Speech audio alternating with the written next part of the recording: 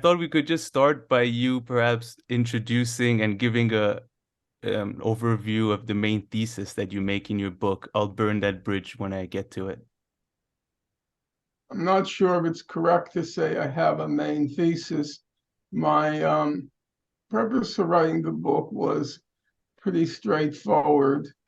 Um, I am active politically. I was active in the Bernie Sanders campaign, the two primary runs in 2016, 2020. It was a noticeable feature of both campaigns that the Bernie Sanders came into collision with a cancel culture, and the cancel culture was weaponized by the Democratic Party in order to derail the Bernie locomotive, to stop the Bernie campaign dead in its tracks. And at some point, I decided to just sit down and read the foundational texts of this identity politics um, phenomenon to see if there's anything there. And so a lot of the book is given over to what you may call, or what might be called, forensic scholarship, just reading these texts and trying to make sense of it, applying common sense, uh, evidentiary rules, basic evidentiary rules, and see what's there. And I conclude there's nothing there. It's just completely empty, uh, vacuous gobbledygook. And then the question is, if it is completely empty, vacuous gobbledygook, then what accounts for its traction? What accounts for its cultural salience?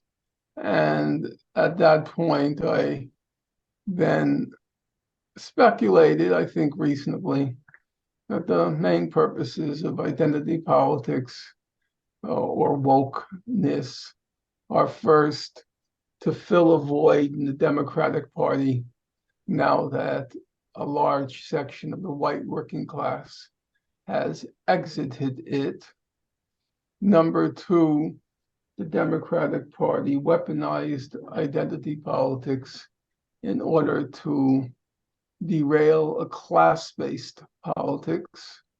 And number three, the identity politics put a kind of progressive sheen on the powers that be in the Democratic Party, so as to make it appear that this is a progressive agenda, even as it doesn't at all address basic questions like distribution of wealth in our society, distribution of power in our society.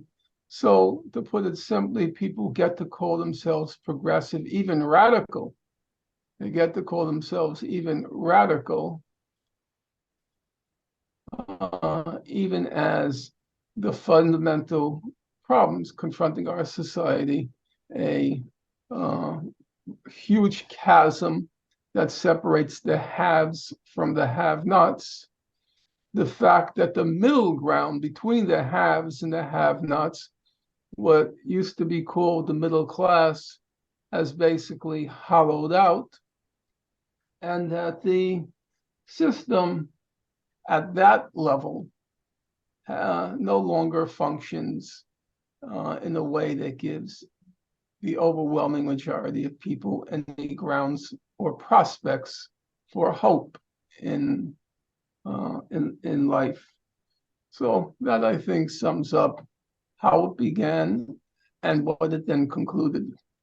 And do you think this is a very new phenomenon or has been going on for a while? Because it's kind of reminding me of the old left versus new left conversations, and I'm sure over the years, I mean, I kind of think of wokeism as being politically correct. I'm sure that has existed, but has it been maybe turbocharged over the past decades or so, and there are just new aspects that are added every day? No, I think there are aspects of it that are old, as in everything old is new again. but there are aspects of it which are significantly different. The main difference is you take political correctness, okay, which I lived through, I remember it quite well. Political correctness was this kind of marginal phenomenon in our society, mostly academics trying to be avant-garde, the vanguard, and uh, but it had no real impact in the real world. Remember, political correctness the term was coined by leftists themselves as a form of self-mockery at the silliness of some of the posturing and posing of people who call themselves on the left. This new phenomenon is very different in the sense that it now occupies center stage at the New York Times, center stage on MSNBC, center stage at the Democratic National Conventions 2016 and 2020, center stage in Biden's cabinet picks, in President Biden's Supreme Court choices, in President Biden's press secretary. It's the big difference is there's now huge, not marginal, huge institutional power behind this woke phenomenon, this weaponizing of identity politics. And it's seeped into all aspects of our culture, not in an organic way. In an organic way, culture changes, culture advances. Also, there are regressions along with the advances, and one has to, you know, be cognizant of both phenomenon. You take anything like the web. Yes, a huge amount of new information is available, and that's a positive thing.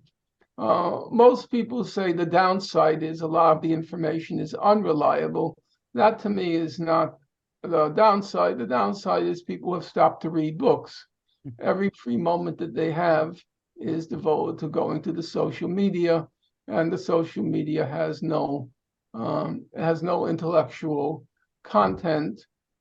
People confuse the idea that a tweet is an argument. No, a serious argument is very difficult to compose. It requires a huge investment of mental labor. A tweet is, it's like a belch. Uh, it's not an argument. Now, I acknowledge sometimes a tweet can be clever, a tweet can be witty, a tweet can be timely, but it's not an argument. An argument, as I said, it has a main clause, it has subclauses, it has evidence, it has logic. It's very difficult to construct a serious argument. So you can say that in any situation, there is an element of progress and an element of regression. In the case of the identity politics, I would say it's become overwhelmingly regressive. So you don't think that perhaps, even though in your book you go back to many decades to talk about different people and how they've been canceled, but you don't think you could have written this book, let's say 10, 15 years ago? No, because remember, I'm approaching this from the point of view of politics. There are other people who approach cancel culture from the point of view of its intellectual origins. So I listened the other day to a philosopher, Susan Neiman, I think is her name, and she was exploring the Foucaultian and the Carl Schmittian origins of identity politics and wokeness. I'm not particularly interested in that because, Oh, well, was that on Unheard? I yes, think I saw the same thing, yeah. yeah, that didn't particularly interest me. First of all, because the originating thinkers, be it Foucault or Schmidt, don't particularly interest me. But secondly, because when you read the actual, so to speak, texts or foundational texts of identity politics, it's just a completely vacuous mishmash. I don't know if Foucault is there or Foucault is not there, or Schmidt is there or Schmidt is not there. It's just garbage. So I wasn't interested in the intellectual genesis of identity politics, wokeness. I was more interested in it as a political phenomenon and how it has or has been weaponized in order to derail the class politics when, for the first time in probably 100 years, the Bernie Sanders campaign illustrated that there's real possibility for a class-based politics in the United States. It's still in its infant stages. I won't live to see its fruition. However, we're all links in the chain. And even in the great big communist tomorrow, I suspect there'll still be lots of problems that require a resolution.